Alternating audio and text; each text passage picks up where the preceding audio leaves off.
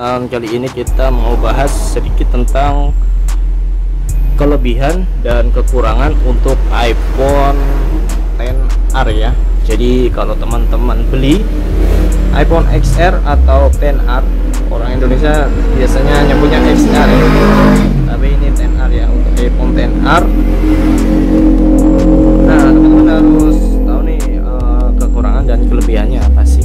Nah, ini menurut pandangan saya pribadi ya. Kalau teman-teman punya pandangan lain silakan.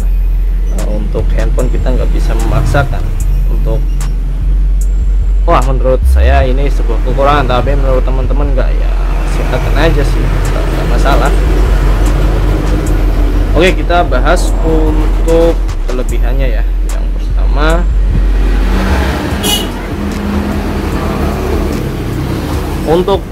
Yang pertama, kita bahas dari desainnya terlebih dahulu ya. Jadi kalau teman-teman untuk desainnya saya kira cukup menarik ya, mulai dari varian warnanya ada yang biru, merah, kuning, putih. Nah, jadi apalagi kalau ditambah softcase ya untuk desainnya, kalau saya pribadi sih oke. Sip, cantik ya kalau dikasih softcase ya. Jadi kalau apalagi buat cewek-cewek ya, ini ya, kalau untuk yang suka dengan desainnya, saya suka sih, terus terang aja saya suka dengan desainnya. Itu salah satu kelebihan. Dan kelebihan yang kedua, saya kira baterainya ya. Di baterainya dia 3000 mAh ya, kalau dibanding dengan iPhone yang lain ya, dibanding iPhone X atau iPhone X. Nah, tentunya ini lebih bagus ya untuk baterainya ya, dan lebih awet juga.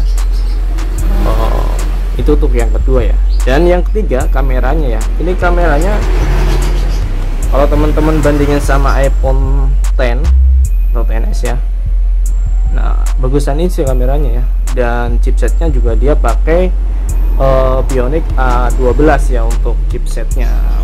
Jadi udah bagus lah. Nanti efeknya juga di kameranya, walaupun ini satu ya, untuk iPhone XR ini satu, cuma untuk kualitas kameranya bagusan iPhone XR ya dibanding iPhone X.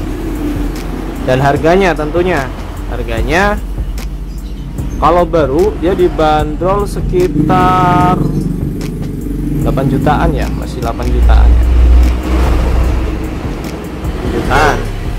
Dan untuk layarnya juga dia 6,1 inci ya, jadi lebih gede dibanding iPhone X. Nah, mungkin teman-teman kan bandingin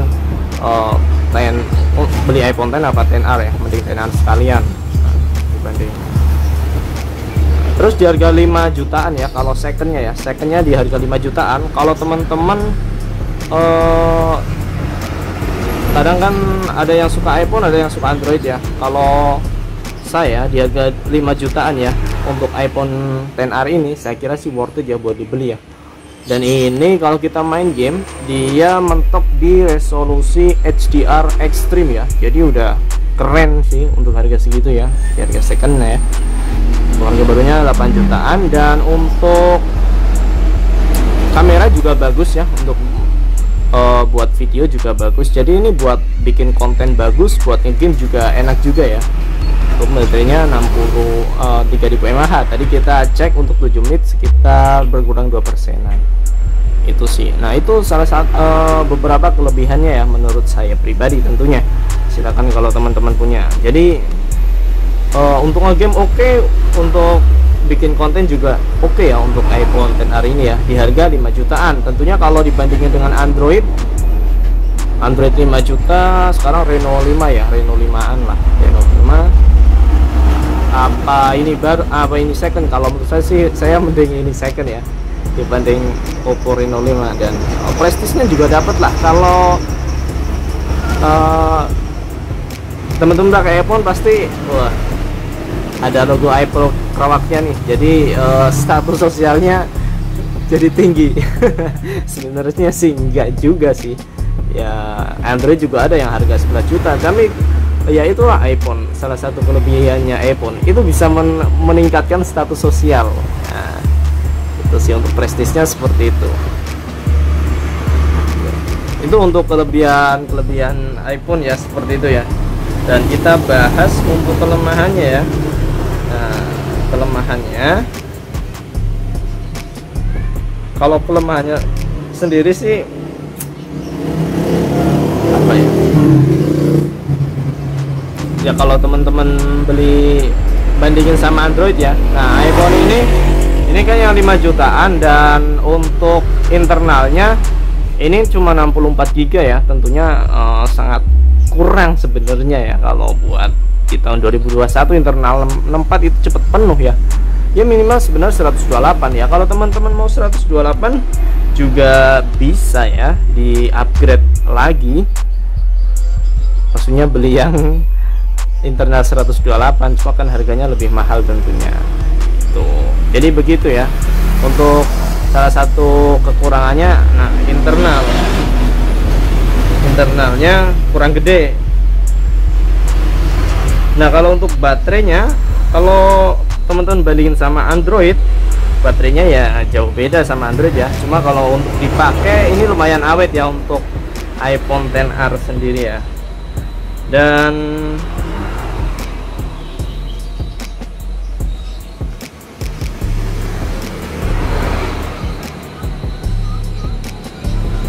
ini salah satu iPhone yang menurut saya pribadi paling worth it sih buat dibeli ya di 2021 ya. Mungkin teman-teman punya budget 5 jutaan, pengen iPhone yang speknya udah, layarnya udah poni ya, udah desain kayak ginian,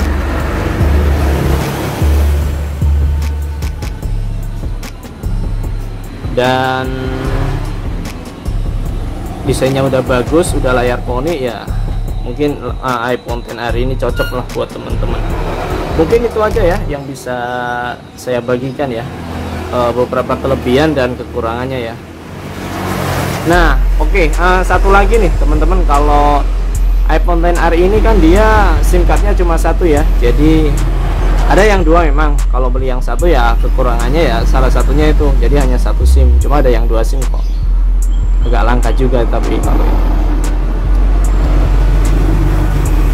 ini yang varian LLA, kalau Hongkong dia ada dual SIM card ya. Jadi silakan teman-teman untuk memilih aja, cari yang dual SIM aja sih. Cuma kalau yang Inter kebanyakan itu cuma satu SIM. Oke, mungkin itu aja ya yang bisa saya bagikan. Semoga bermanfaat ya bagi teman-teman yang mau beli iPhone XR. Worth it lah buat bikin konten, oke, buat video juga oke, dan buat main game juga oke. Dan untuk harganya juga masih terbilang, kalau untuk kelas iPhone ya ini termasuknya murah ya untuk harga segitu ya, dengan spek yang ditawarkan. Oke, mungkin itu aja yang bisa saya bagikan. Semoga bermanfaat dan sampai jumpa di video selanjutnya.